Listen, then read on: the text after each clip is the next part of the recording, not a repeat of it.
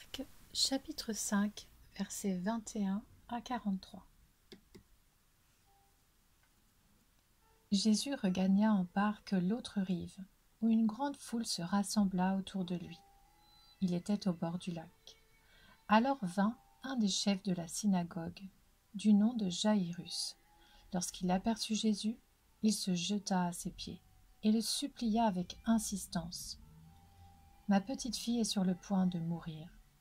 Viens, pose les mains sur elle afin qu'elle soit sauvée, et elle vivra. » Jésus s'en alla avec lui. Une grande foule le suivait et le pressait de tous côtés. Or, il y avait une femme, atteinte d'hémorragie depuis 12 ans. Elle avait beaucoup souffert entre les mains de nombreux médecins. Elle avait dépensé tout ce qu'elle possédait, mais cela n'avait servi à rien. Au contraire, son état avait plutôt empiré.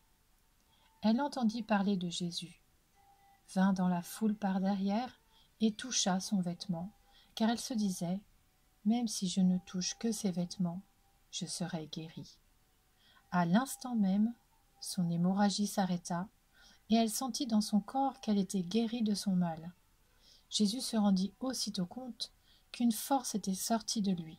Il se retourna au milieu de la foule et dit « Qui a touché mes vêtements ?» Ses disciples lui dirent « Tu vois la foule qui te presse et tu dis qui m'a touché ?»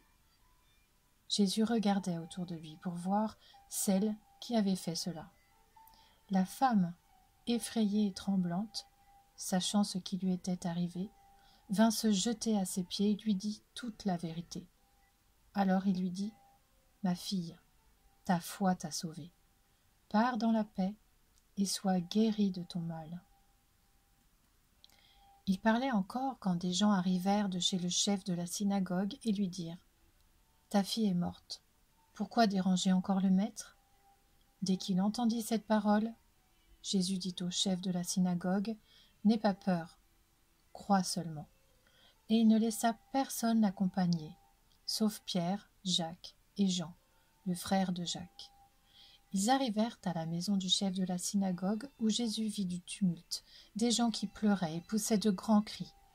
Il entra et leur dit « Pourquoi faites-vous ce tumulte et pourquoi pleurez-vous ? L'enfant n'est pas morte, mais elle dort. » Il se moquait de lui. Alors il les fit tous sortir, prit avec lui le père et la mère de l'enfant et ceux qui l'avaient accompagné, et il entra là où l'enfant était couché. Il la prit par la main et lui dit « Talitha koumi », ce qui signifie « Jeune fille, lève-toi, je te le dis ». Aussitôt la jeune fille se leva et se mit à marcher, car elle avait 12 ans.